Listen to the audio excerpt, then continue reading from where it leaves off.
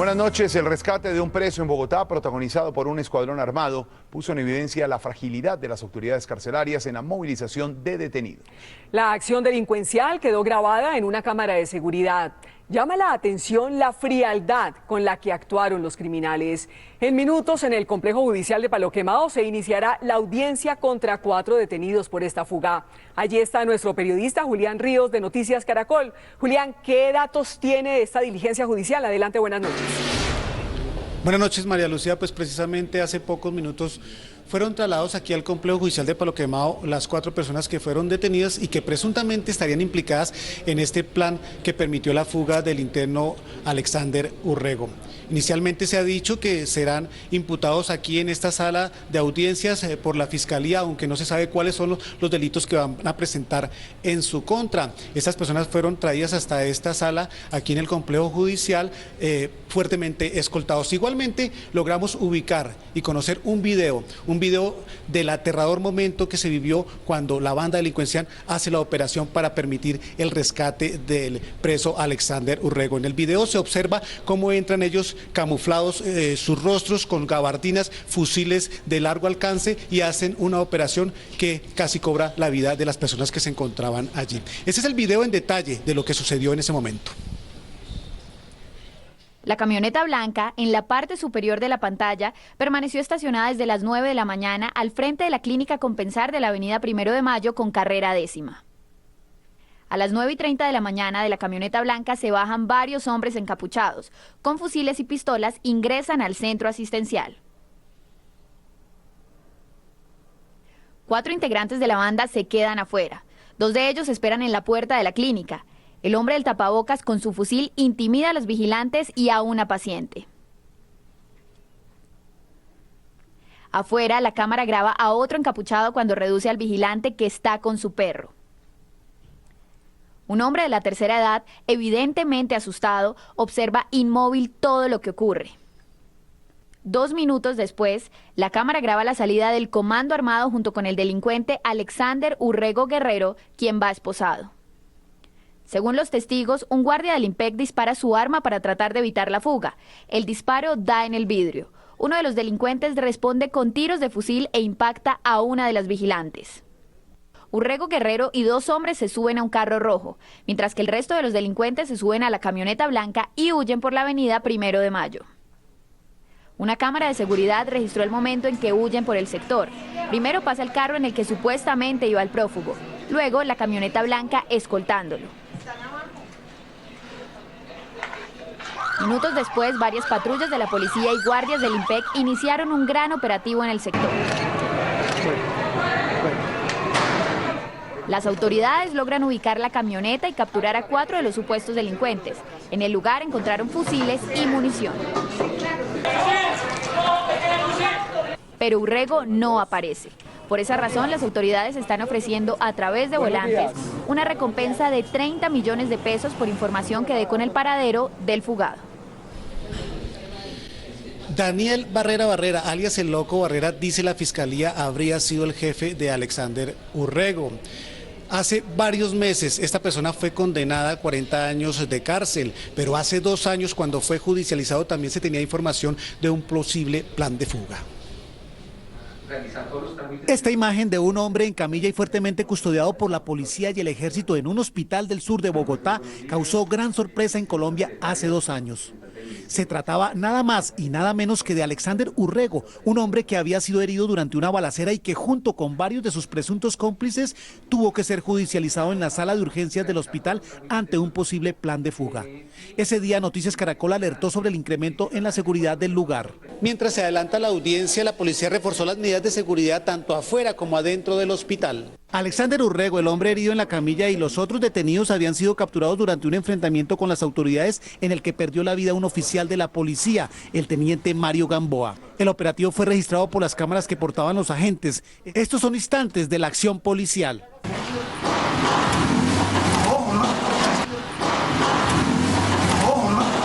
Durante la audiencia, la fiscalía puso al descubierto que alias Urrego era el jefe militar del narcotraficante Daniel Barrera, alias el Loco Barrera, quien fue capturado en Venezuela, luego deportado a Colombia y extraditado finalmente a Estados Unidos. Ese día a los fiscales se les había ordenado que portaran chalecos antibala ante el riesgo que se corría. Este bus recibe fuego disparado por las personas aquí capturadas con el fin de desviar la atención de los funcionarios de la Policía Judicial. De acuerdo con la fiscalía, Alexander Urrego estaba al frente de las operaciones militares de alias el Loco Barrera. El ente investigador estableció que la organización compraba armas y traficaba con droga. A los fusiles que adquirían, los delincuentes les tenían una póliza ilegal por si eran decomisados por las autoridades. Alexander Urrego, el hombre de la camilla, se recuperó finalmente de su herida y ayer, 2 años después, cuando ya estaba pagando su condena en prisión y era trasladado a una clínica, finalmente logró fugarse, nuevamente en medio de una balacera. Julián Ríos, Noticias Caracol. En contados minutos se dará inicio aquí a la audiencia pública en la que la Fiscalía imputará cargos y solicitará medida de aseguramiento contra estos 4 detenidos. Desde el Complejo Judicial de Palo Quemado, Julián Ríos, Noticias Caracol. Julián, y volvemos a esta hora con más detalles del video que obtuvo Noticias Caracol sobre la tragedia en un club nocturno de Bogotá. Las imágenes fueron grabadas por una cámara de seguridad de la policía y están en poder de la Fiscalía, que avanza en la investigación para determinar quién o quiénes pudieron ser los responsables de las 6 muertes que se registraron en el lugar. La cámara de seguridad grababa lo que ocurría en las afueras del club nocturno ubicado en el sur de Bogotá. Por eso enfocan la puerta del lugar, que se abre y se cierra en varias oportunidades. De allí entran y salen hombres y mujeres con botellas de licor en sus manos o en evidente estado de embriaguez. Aún no se iniciaba el operativo de la policía. Minutos después se observa que llegan una patrullera y un alférez y permanecen a la espera fuera del local, que ahora tiene la puerta cerrada. Luego aparece un oficial. Uno de los policías se acerca y habla con alguien que está detrás de la puerta, pero no se abre. Los uniformados esperan pacientemente por más de 30 minutos. Después deciden esparcir el que sería el gas pimienta. Lo acercan en varias oportunidades a la puerta. No se observa ninguna respuesta desde adentro. Incluso golpean con sus bolillos la puerta, pero nadie abre. Pasan varios minutos y empiezan a aparecer en la puerta las primeras personas. Algunas se ven mareadas, aunque no se puede establecer si eso es producto del gas o del licor que estaban consumiendo en el club nocturno. Ante la difícil situación que se estaba presentando, llegan más policías al lugar. Y entonces es cuando se puede observar que adentro pasa algo. Y empiezan a amontonarse decenas de personas en la puerta de entrada, que apenas se abre a medias. Policías y ciudadanos intentan ayudar a los que evidentemente están atrapados adentro, pero es poco lo que pueden hacer. Incluso los uniformados intentan abrir a la fuerza la parte de la puerta que permanece bloqueada, pero ese esfuerzo es infructuoso, y la puerta se dobla hacia afuera por el peso de los que la empujan. Un hombre tiene la mitad de su cuerpo atrapado por la gente que está encima de él. Con su mano pide ayuda. Los policías intentan hacer hasta lo imposible para ayudarlo. Incluso uno de los uniformados trata de meterse por encima de los que están atrapados para pedirle a la gente que retroceda. Otros policías también con las manos piden que se regresen para poder sacar a los atrapados. Por fin logran rescatar a algunos de los que están adentro, mientras que otros de los clientes pasan por encima de los que están en la puerta para salvarse. Cuando por fin se desbloquea la puerta, se observa cómo son atendidas inicialmente las víctimas, y son varias las patrullas las que permanecen afuera. Estas imágenes, sin embargo, plantean varios interrogantes. Primero, ¿por qué los policías usaron el gas pimienta, si es que fue esa la sustancia que esparcieron? Segundo, si ese gas fue el que produjo la estampida en el interior del club nocturno. Y si ese no fue el origen de la tragedia, entonces, ¿qué ocurrió en el interior del club para provocar la salida masiva de sus clientes? También cabe la pregunta de cómo ese lugar en el que permanecían decenas de personas no contaba con una salida más amplia de la que se observa en el video. Pues varias personas que estuvieron en el club privado el domingo en la madrugada y que la Fiscalía tiene como testigos de los hechos, entregaron datos falsos sobre su domicilio y hasta de sus números telefónicos. Así lo verificó Noticias Caracol luego de ir a varias direcciones que dejaron esas personas.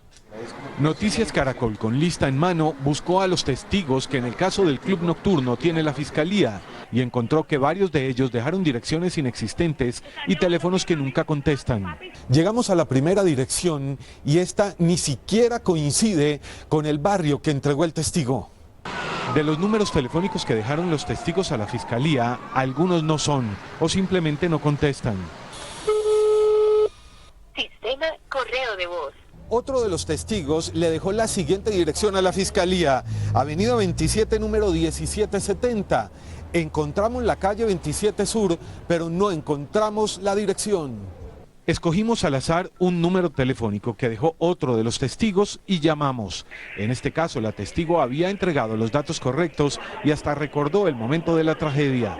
Pues la estampida, la gente tratando de salir y la misma gente no dejaba abrir la puerta por tanta aglomeración, y en ese momento la policía tampoco se retiraba. Ellos eran como a entrar y a coger la gente para llevársela de UPJ. Así las cosas, varias de estas personas que serían escuchadas dentro de la investigación que adelanta la Fiscalía, muy posiblemente no van a comparecer al proceso. Esta tarde fueron sepultadas 3 de las personas que resultaron muertas en el club nocturno en Bogotá la madrugada del pasado domingo.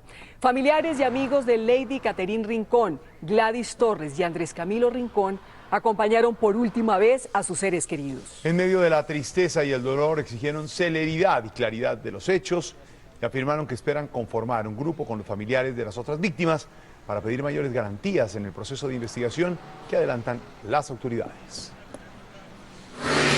Espero que realmente digan lo que ellos hicieron, ¿sí? Que no traten de tapar lo que ya hicieron, ¿sí? Que sean honestos, que ellos asuman su responsabilidad.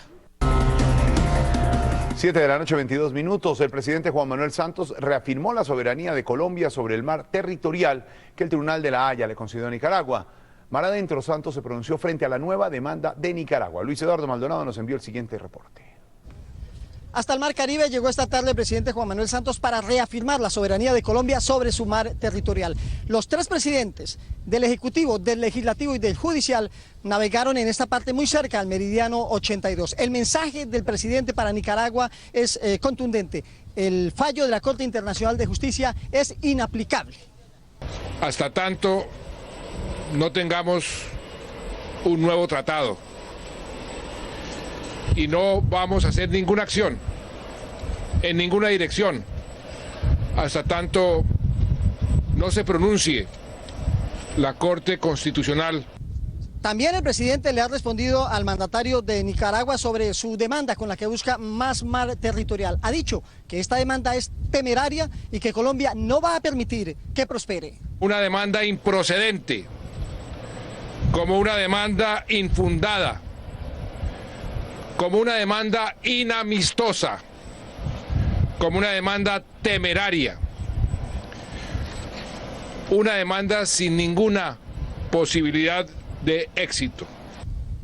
Durante el acto de soberanía de Colombia en el Mar Caribe, el presidente anunció una expedición botánica. Se va a realizar este año para proteger la Reserva Natural de Seaflower. Desde el Mar Caribe, Luis Eduardo Maldonado, Noticias Caracol. Las FARC están reclutando menores indígenas en el norte del Cauca, denunciaron autoridades del departamento y defensores de derechos humanos. Aunque se habla de 60 casos, formalmente se han recibido denuncias de 8 jóvenes que habrían sido integrados a las filas de la guerrilla. En esta zona de Caldono se está produciendo el reclutamiento forzado de menores entre los 12 y 17 años de edad, denunció la Defensoría del Pueblo en este comunicado. Se han denunciado 8 casos de manera formal, una niña y 7 niños pertenecientes a los resguardos paeses. Los niños estudiaban en 2 instituciones y no volvieron. El gobernador del Cauca, Temístocles Ortega, cree que el reclutamiento podría ser responsabilidad de las FARC. Muy grave porque es un delito de lesa humanidad y dificulta el proceso de construcción de acuerdos en torno a justicia transicional.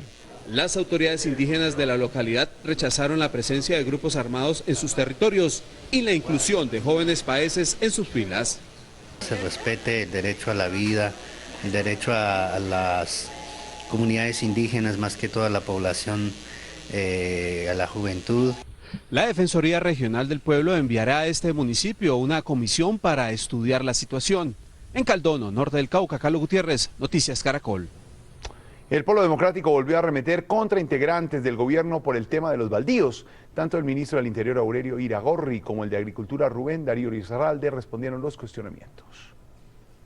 Según el representante de la Cámara por el Polo Democrático, Wilson Arias, un primo del ministro del Interior, Aurelio Iragorri, adquirió con engaños terrenos baldíos en el Bichada. Y él, a pesar de que es dueño de una compañía de evasión, se presentó como campesino pobre. Hemos dicho, el pobre familiar de Iragorri resultó un avión, es dueño de compañías de aviación. Iragorri rechazó las acusaciones y no descartó emprender acciones legales contra Arias. Creo en el buen nombre y respeto la labor empresarial de mis familiares, quienes adquirieron de manera honesta hace más de 20 años un predio en Bichada. El congresista acusó también al ministro de Agricultura, Rubén Darío Lizarralde, de pertenecer a juntas directivas de empresas relacionadas con el agro, señalamiento que desmintió el jefe de la cartera de Agricultura. Lo que él ha dicho y lo que él ha planteado, nada es ni ilegal, ni inmoral, ni antiético. Yo no he recibido baldíos de nadie. Aunque aseguró que ya no pertenece a ninguna empresa, afirmó que se va a declarar impedido en temas que relacionen a las empresas para las que trabajó en el sector de lácteos y de la palma. La tasa representativa del mercado que regirá mañana es de 1.911 pesos con 30 centavos. Bajó. El dólar en casas de cambio se vendió en promedio a 1.950 pesos. Se mantuvo estable. El índice Data IFX cerró a la baja en 1.906 pesos con 42 centavos. 7 de la noche, 36 minutos. El gobierno busca fórmulas para subsanar la situación generada por un fallo del Consejo de Estado que le recorta los ingresos prestacionales a congresistas, magistrados y cientos de altos funcionarios del Estado. Según el ministro de Hacienda, no es bueno ni lógico quitarles esas prebendas. Exactamente. Por considerarlas inequitativas, el periodista Felipe Zuleta fue quien demandó dos primas que reciben los congresistas, la de salud y la de vivienda.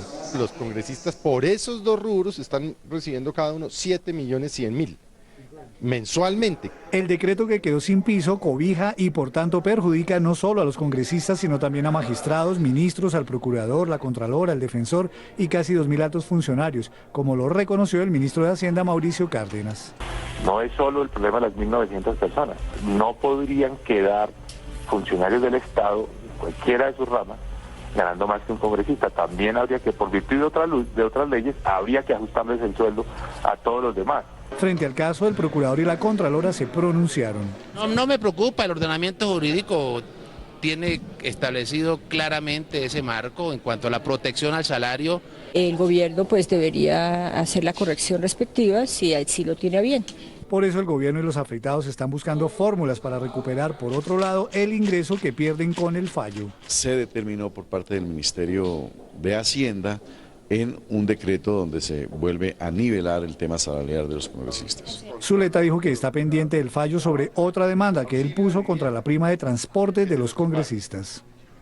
El ministro de la Defensa, Juan Carlos Pinzón, criticó hoy al alcalde de Bogotá, Gustavo Petro, del que dice se cobra como propio los éxitos de la policía en la lucha contra la delincuencia. Noticias Caracol trató de conocer la posición del alcalde Gustavo Petro, pero no fue posible obtenerla.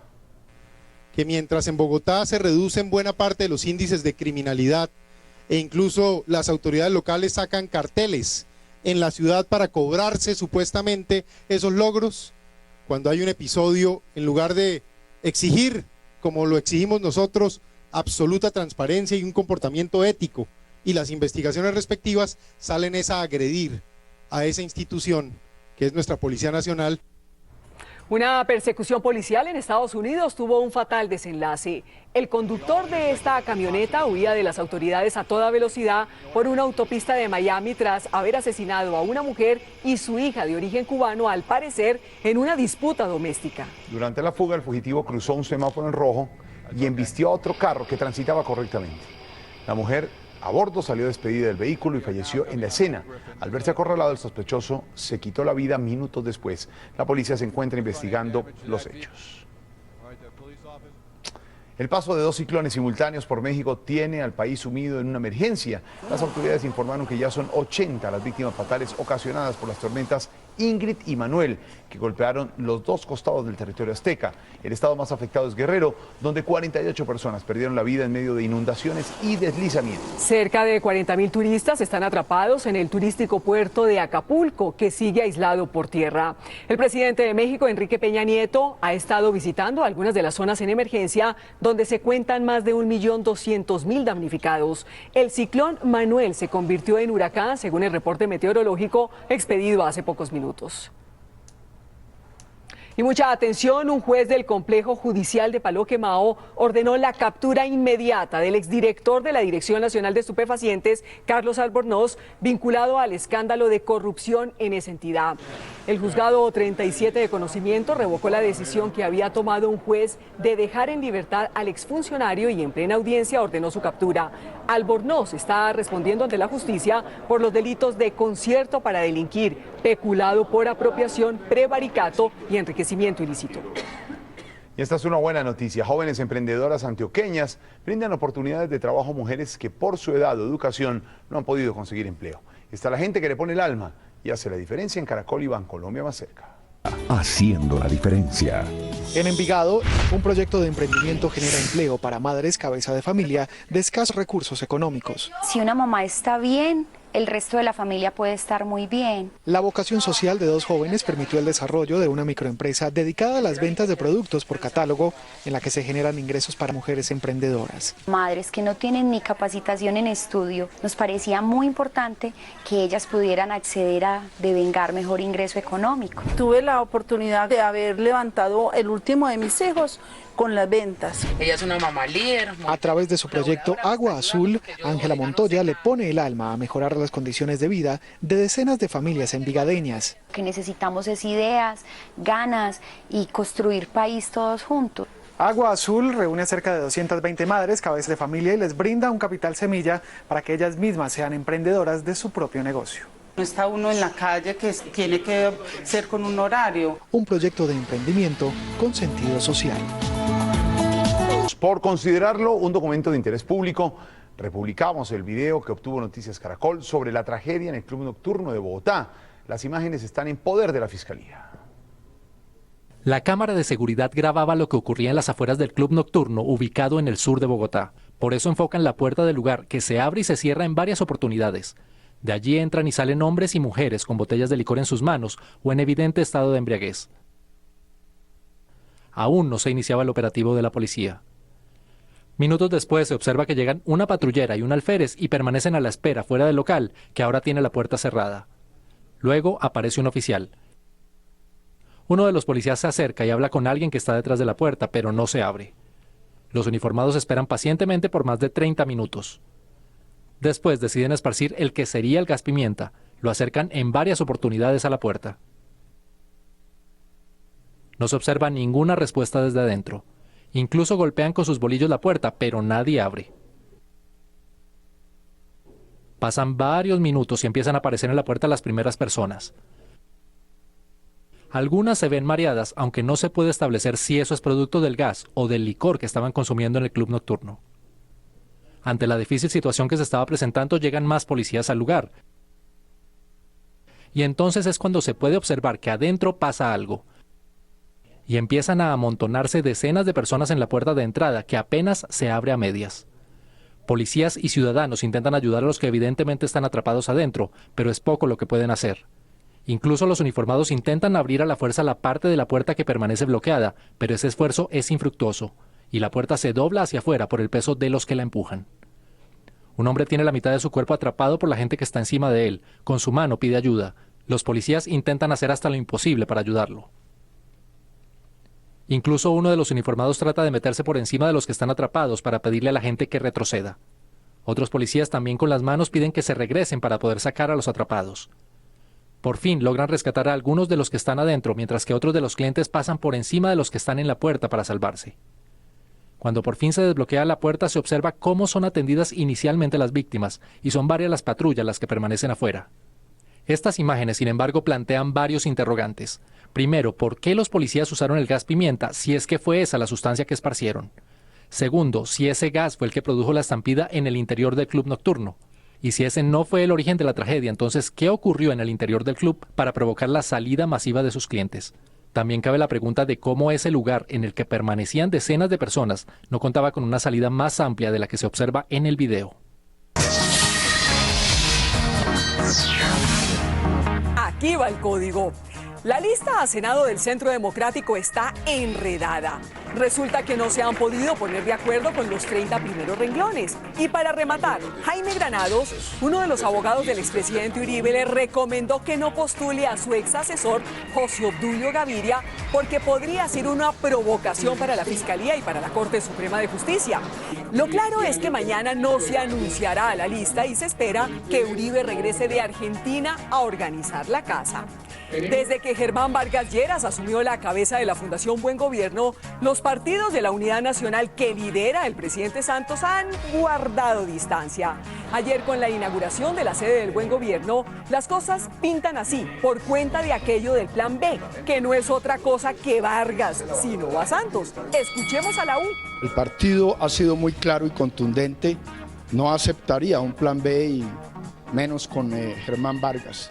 Los conservadores solo con Santos. Si va con candidato propio, que es mi aspiración personal, o respalda la reelección del doctor Santos si él se vuelve a postular.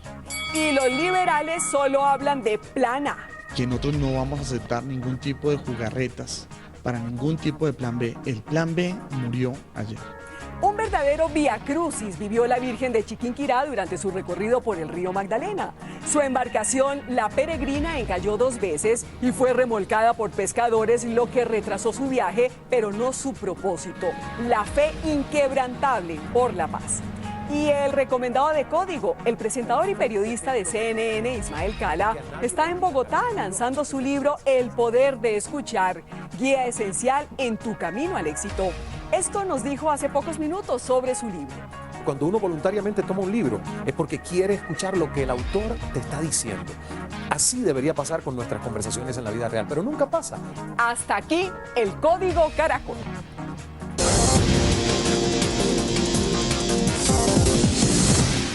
¿Hasta qué punto las necesidades de una ciudad pueden verse enfrentadas al hallazgo de un patrimonio indígena? Pues ocurrió en Soacha, cerca de Bogotá, donde arqueólogos colombianos descubrieron una necrópolis premuisca en el lugar donde se prevé la construcción de un proyecto eléctrico. Caracol investiga. Viajamos con otra mirada a Soacha. Queríamos reconocer la tierra bautizada por los arqueólogos como la necrópolis más grande de Colombia. Nos encontramos en los abrigos rocosos de Tequendama, a escasos 5 kilómetros del casco urbano de Soacha. En este momento vamos a empezar un viaje a través del tiempo para reconocer las riquezas arqueológicas que tiene esta zona. Entre las piedras monolíticas, Diego, un investigador de arte rupestre, nos fue mostrando los trazos que dejaron desplazamientos humanos milenarios. Son símbolos abstractos, no necesariamente representan algo de la naturaleza, sino del pensamiento que ellos tenían. Arte rupestre invaluable, que la barbarie moderna ha dañado. Aquí viene la gente y raya sobre las piedras.